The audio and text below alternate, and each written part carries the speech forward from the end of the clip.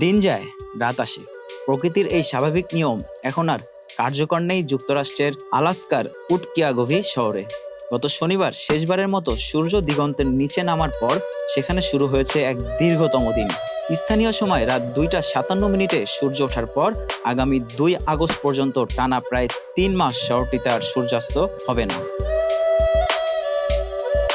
Arctic circle থেকে 500 kilometre উত্তরে অবস্থিত এই শহরে একে বলা হয় মিডনাইট সান বা মধ্যরাতের সূর্য।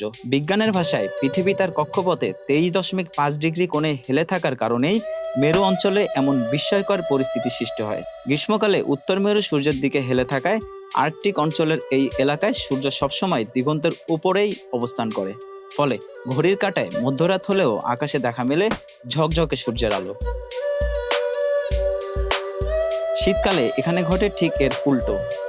তখন টানা 60 দিন দেখা মেলে না সূর্যের, যাকে বলা হয় পোলার নাইট। তবে বর্তমানে সূর্যের এই টানা উপস্থিতিকে উৎসবের মতোই দেখছেন বাসিন্দারা। পর্যটকদের জন্য এটি এক বড় আকর্ষণ।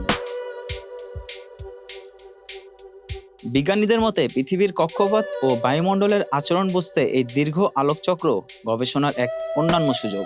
টানা 84 দিনের এই অন্তহীন আলোকযাত্রার উটকিয়াগোভি এখন তাই বিশ্ব মানচিত্রে এক অন্যান্য বিস্ময়ের নাম।